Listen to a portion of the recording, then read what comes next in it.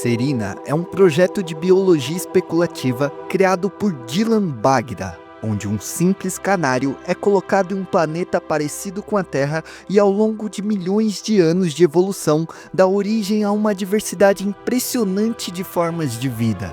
A luta por recursos e a sobrevivência em ambientes extremos fez surgir linhagens completamente novas a partir desse pequeno ancestral.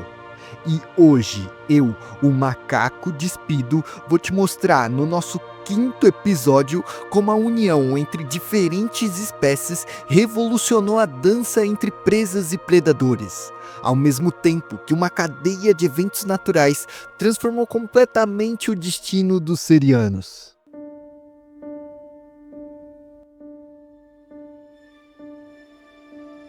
Cerca de 275 milhões de anos se passaram desde a soltura do nosso primeiro canarinho em Serina.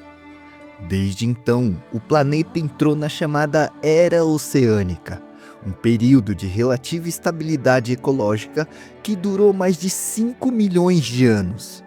Um verdadeiro alívio em meio à longa estabilidade climática que o precedeu. Com grande parte da vida já adaptada às águas frias e ricas em plânctons do último Ceno, esse intervalo adicional permitiu a diversificação de linhagens inteiras. Novas espécies altamente especializadas emergiram e com elas também novas necessidades. Boiando em vastas manadas submarinas, desliza uma das linhagens mais recentes a conquistar os domínios salinos das profundezas. Os Sea Lamps pertencem à segunda grande radiação evolutiva dos chamados pássaros tentáculos, um grupo distante, mas ainda aparentado dos enigmáticos luvas. Adaptados completamente à vida aquática, esses animais representam uma nova fronteira evolutiva no domínio das águas. Os Sea Lamps desenvolveram a capacidade de tolerar o consumo direto de água do mar. Um feito fisiológico impressionante proporcionada por suas glândulas de sal. Ainda assim, grande parte da água que necessitam é obtida de forma indireta, a partir da sua dieta, à base de algas marinhas e vegetação subaquática. Alguns indivíduos ultrapassam 400 quilos e, apesar de robustos, o maior obstáculo que enfrentam não é a ingestão de sal, mas sim a intensa pressão ecológica imposta por predadores e competidores. No interior dos mares, onde a vegetação é densa e os espaços mais protegidos, seu tamanho avantajado os torna praticamente imune à maioria dos carnívoros aquáticos.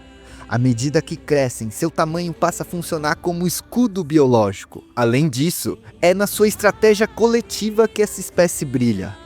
Manadas com centenas de indivíduos não são raras de se ver, e essa coesão social proporciona proteção adicional, tanto contra predadores quanto contra os riscos da extinção.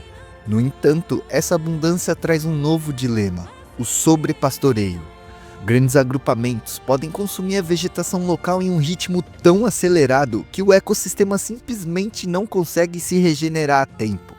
É por isso que os Sea Lamps são altamente nômades, em constante movimento pela extensa pastagem subaquática de Serina. Os mares que os abrigam são cobertos por vegetação submarina produtiva, e isso favoreceu inúmeros herbívoros de grande porte. Porém, essa aparente estabilidade esconde uma armadilha ecológica insana. O sucesso desse ecossistema submarino está pavimentando o caminho para o seu próprio fim. Com o oceano amplamente vegetado, uma quantidade imensa de carbono é continuamente sequestrada da atmosfera e depositada nos sedimentos profundos, o que acelera o resfriamento global. As calotas polares se expandem e os volumes crescentes de água são convertidos em gelo, modificando completamente o ciclo hidrológico. Em terra firme, glaciações avançam ferozmente. Quase todo o continente norte encontra-se agora soterrado sobre um manto de neve permanente. Mesmo próximo ao Equador, os verões tornaram-se breves e insuficientes para derreter esse gelo. Enquanto isso, nos mares, ilhas antes submersas emergem bloqueando corredores aquáticos cruciais. A corrente equatorial que mantinha o canal de gelo em constante fluxo foi completamente interrompida, e sem ela, o canal está fadado ao congelamento. A era oceânica até aqui representou um raro intervalo de segurança e prosperidade biológica em meio a uma extinção em massa que devastou a terra firme. Mas esse ciclo está prestes a se encerrar. Uma espiral de eventos catastróficos, já iniciada, irá culminar no colapso do sistema oceânico que sustentou a vida em Serena por tanto tempo. O planeta ainda terá um breve respiro antes de mergulhar de vez em sua tumba glacial. E mesmo que grande parte das espécies sucumbam, a vida sempre encontrará um jeito. O clado mais diverso de vertebrados da história evolutiva de Serena atende pelo nome de pássaro metamorfo, uma linhagem que redefine os limites do que se entende por ave. Eles variam em tamanho de apenas alguns milímetros até dezenas de metros de comprimento e estão em todos os biomas restantes de Serena. Do topo das montanhas ao fundo do oceano, eles incluem desde os menores vertebrados alados já registrados até aqui, até os maiores pássaros voadores que já existiram. A chave do sucesso evolutivo desse grupo está na forma como eles nascem, ou melhor, em como redefiniram o próprio nascimento. Tudo começa com um fenômeno evolutivo notável: a emergência de descendentes larvais de vida livre, eclodindo ainda em um estágio embrionário extremamente precoce. Esses filhotes, comparáveis a marsupiais que temos aqui na Terra, possuem esqueletos flexíveis e pouco calcificado, que permitiram que o desenvolvimento fosse desacoplado da rigidez típica das aves convencionais. Isso possibilitou a evolução de ovos de casca mole, progressivamente menores, que podiam ser chocados em condições externas inusitadas. E mais importante, permitiu que seus corpos fossem remodelados em fases posteriores à do ovo, dando origem a morfologias impossíveis para as aves que eclodem já prontas. Como resultado, os pássaros metamorfos do último Ceno não são apenas diversos, mas sim plasticamente insanos em adaptação. Um bom exemplo desse engenhoso mosaico evolutivo pode ser observado na costa de Serena. O galo de crista bolsa é uma das aves metamorfas mais comuns das regiões litorâneas do planeta. Pesando entre 4,5 a 6 quilos e com uma envergadura que chega a 2 metros, esse serafim costeiro vive em bandos nos pântanos e estuários, onde forrageia por gramas, algas, sementes, insetos e pequenos peixes. Apesar de poder pastar em terra firme, seu habitat preferido são as águas rasas, onde revela um verdadeiro talento. Seus dedos anteriores lobados e os pés traseiros palmados os tornam extremamente ágeis na natação, embora eles não sejam bons no mergulho profundo. Mas sua característica mais icônica, e que dá o nome dessa espécie, é a presença de uma bolsa abdominal especializada, onde os filhotes são abrigados durante a fase da pupa. Uma adaptação extraordinária que permite aos adultos chocarem os jovens longe de ninhos fixos, mantendo a mobilidade e a proteção simultaneamente. Dessa forma, os adultos podem se alimentar, migrar ou até mesmo evitar predadores sem comprometer o desenvolvimento de seus filhotes. Enquanto isso, ao leste do continente, a antiga dança evolutiva entre predadores e presas atingiu um novo patamar. A pressão seletiva gerada por esse conflito constante resultou no surgimento de comportamentos de casta entre predadores, uma estratégia coletiva para maximizar a extração de energia de cada caça bem-sucedida. Na cena adiante, um jovem namicorn, uma espécie de herbívoro, se encontra no solo recém-abatido. Ele havia se separado de seu bando após despencar de um desfiladeiro, fraturando ambas as patas dianteiras. Incapaz de acompanhar o seu grupo, ele se tornou um alvo fácil, e a resposta dos predadores foi quase que imediata. Soundjaws, descendentes adaptados dos primeiros peixes que conquistaram o ambiente terrestre, são os primeiros a chegar. Com corpos ágeis, comportamento cooperativo e mandíbulas serrilhadas, que dão um nome a esse grupo, eles são predadores oportunistas e astutos. Médios em porte, mas altamente agressivos, eles rapidamente batem o jovem Namicorn. Mas esse não é o fim dessa caça. Os Saojaus sabem que precisam ser rápidos. Até porque não demorou muito para aparecer visitantes.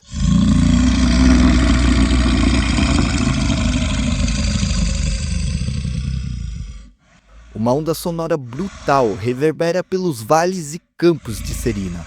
Um estrondo tão penetrante que os Saojaus simplesmente correm daquele corpo. E o responsável, a rainha desse território, o predador máximo dessa região, Bubble Bears. Simplesmente uma das aberrações evolutivas daqui de Serina. Com um crânio massivo, um bico curvo, semelhante a de um papagaio titânico, ele rapidamente toma conta da carcaça. O seu corpo pulsa mais de 900 quilos de músculo, gordura e fúria. E mesmo sabendo que ele facilmente poderia abater esse jovem Namicorn, ele prefere a estratégia de roubar de predadores menores. E em Serina, por muitas vezes, o direito à sobrevivência não é daqueles que legitimamente conseguem a sua caça, mas sim daqueles que conseguem impor suas vontades. Só que nem toda espécie aqui nesse mundo sobrevive através do roubo ou da competição direta. Algumas descobriram que a sobrevivência pode ser alcançada simplesmente pela cooperação. E esse é o caso do corvo de cauda azul, ou simplesmente rabo azul, um dos pássaros mais primitivos desse planeta e descendentes diretos dos primeiros canarinhos. Morfologicamente, eles pouco mudaram ao longo de milhões de anos, preservando muito o seu formato ancestral. Forjados pelas duras condições de Serinacta durante o máximo glacial, o rabo azul tornou-se ousado e territorialista. No ambiente onde o alimento é incerto, cada oportunidade é vital para esse carinha. Onívoro oportunista, ele consome de tudo, mas carne é sua principal fonte de energia. Uma de suas táticas é seguir os rastros. Pegadas de predadores podem levar as carcaças abandonadas, enquanto trilhas solitárias de presas gregárias muitas vezes revelam indivíduos recém-abatidos. Esse comportamento o tornou um mestre da sobrevivência. Só que os rabos azuis não se destacam apenas pela astúcia. Eles desenvolveram um sistema de comunicação altamente sofisticado, capaz de transmitir conceitos complexos por meio de chamadas que funcionam como substantivos, verbos e adjetivos. Assim, eles nomeiam seus filhotes, apelidam seus adultos e manipulam ferramentas demonstrando consciência de si e dos outros. Com o tempo, sua natureza de rastrear predadores e carniça os levou a uma forma surpreendente de mutualismo. Um exemplo clássico é a sua relação com o vumpo lanoso, o maior animal terrestre de Serina. Esse imenso pássaro-tronco chega a 1000 quilos e mais de 3 metros de altura. Descendente híbrido de duas espécies, Proboscirotrus reductus e Proboscirotrus socialis, o vumpo herdou de seus ancestrais tanto o porte colossal e a inteligência ampliada quanto a resistência fisiológica e a eficiência digestiva.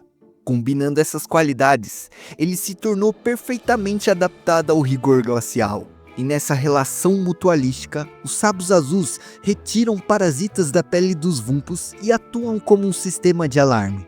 Em troca, recebem proteção e alimento. Só que essa relação vai além da simples ecologia. Tanto os vumpos quanto os rabos azuis desenvolveram formas complexas de linguagem. Enquanto os corvos azuis são criativos, mas muitas vezes dominados por seu instinto de agressividade, os vumpos se destacaram por temperamento calmo, paciente e de notável controle emocional. E apesar desses dois não compartilharem a mesma linguagem, eles encontraram um meio insano de se entender. No início, essa conversa era completamente rudimentar. Gestos simples para indicar intenções, toques físicos para transmitir conforto, formas universais de comunicação entre animais sociais. Mas foi então que algo muito sofisticado começou a emergir. O uso de desenhos abriu uma linha direta de diálogos entre duas espécies. Símbolos rabiscados no solo ou em superfícies lisas permitiam transmitir ideias de maneira mais clara, ultrapassando as barreiras sonoras. A partir dessa base, duas espécies desenvolveram uma linguagem inédita. Semelhante ao sistema de lexigramas, esses símbolos representavam substantivos, verbos e adjetivos, permitindo uma comunicação abstrata e repetitível. E mesmo sendo um método imperfeito, limitado pela necessidade de encontrar uma superfície adequada para rabiscar, ele representava algo revolucionário em Serina, a construção de um vocabulário compartilhado a partir da criação de imagens. Algo observado apenas uma vez dentro da história desse planeta. Enquanto isso, do outro lado do globo, uma fogueira imensa ardia sobre o Mar do Sul, queimando sem cessar, noite e dia, visível a quilômetros de distância, como um farol contra a escuridão. Ela é o testemunho da engenhosidade dos administradores do mar, capazes de moldar o próprio ambiente através da cooperação. Essa antiga aliança reúne duas espécies distintas, os coveiros terrestres e os sonhadores marinhos.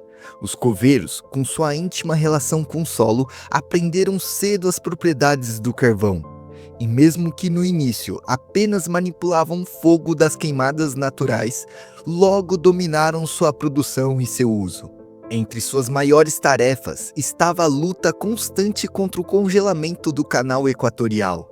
E o fogo se revelou a única arma eficaz. E a ameaça era clara. O gelo marinho começava a formar uma ponte entre a plataforma austral e as ilhas peninsulares, bloqueando correntes oceânicas e abrindo passagem para animais terrestres tanto do sul quanto do norte de Serina.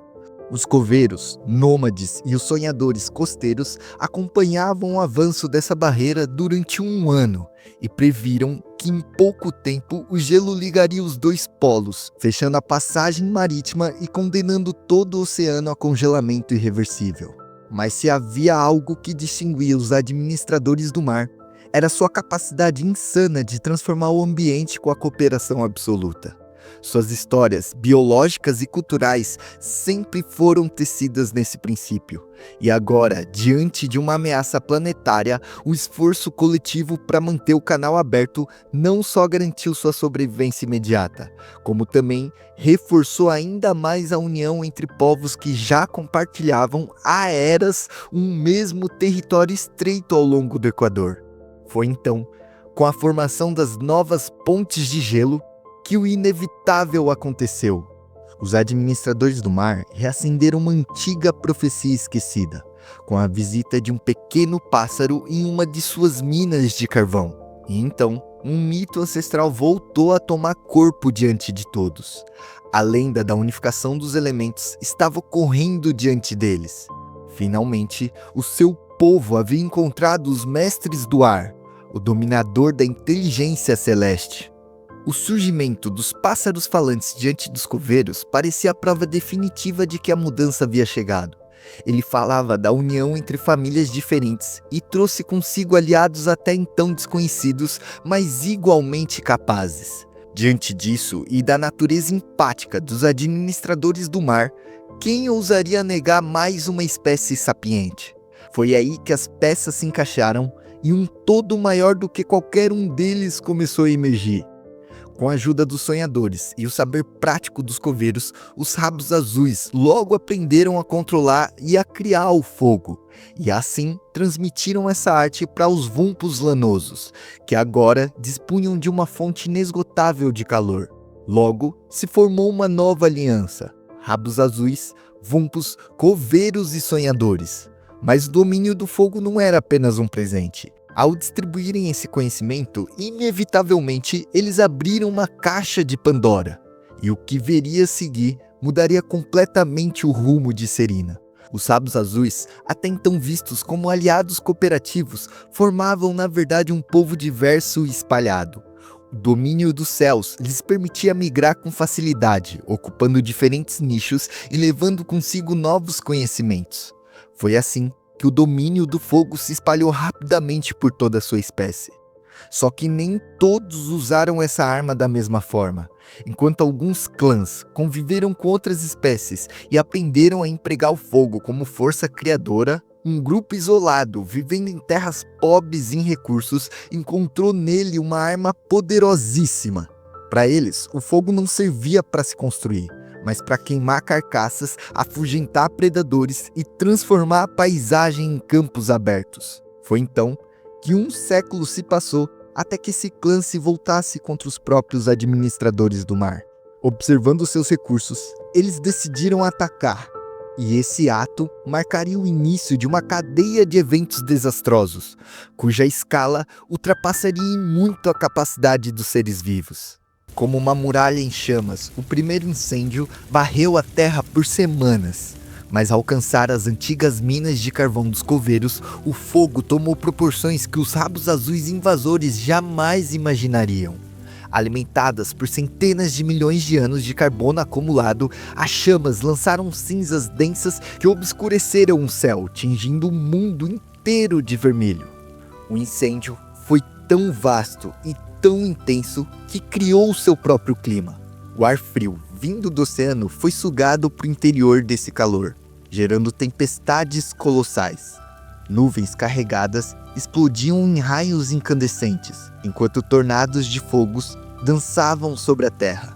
Foi só com as chuvas torrenciais que o pior foi contido, e o que restou foi uma paisagem completamente carbonizada, onde a vida só resistiu em refúgios úmidos, pântanos, rios e trechos costeiros, intocados pelo fogo. Muitas espécies, já frágeis em números, desapareceram para sempre, e a região das estepes costeiras cultivadas pelos vumpes lanosos foi uma das mais devastadas.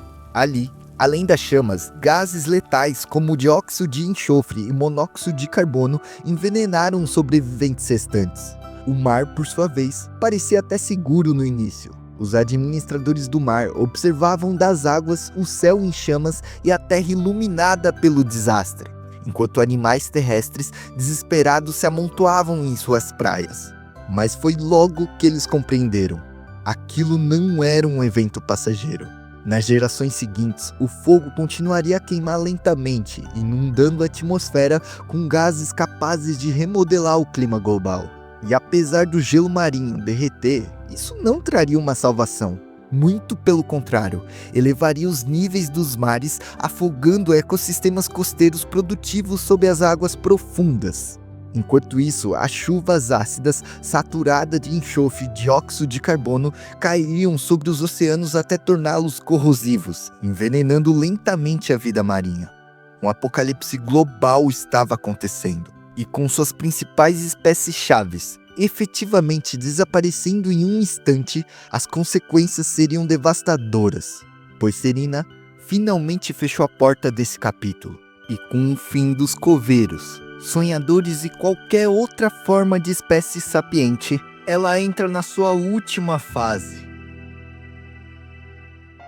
Mas isso não significa que a vida em Serena tenha sucumbido ao caos. Muito pelo contrário, micronichos e pequenos ecossistemas continuaram preservados, e com o fim dos grandes herbívoros e carnívoros, os animais generalistas encontraram a oportunidade perfeita para conquistar a sua ascensão. Mas isso eu vou deixar para outro vídeo. E se você ficou até o final dessa história, cara, muito obrigado mesmo por dividir o seu tempo comigo. E lembrando, esse conteúdo aqui só foi possível graças às criações insanas de Dylan Bagda, ou Bagda, não sei, cujo link tá aí na descrição. E claro, o apoio dos membros e de todos os inscritos que me apresentaram esse projeto foi o ponto-chave para isso aqui. Então sério, valeu meus primatinhas. E se você não for inscrito, se inscreva. Até o próximo vídeo e tchau!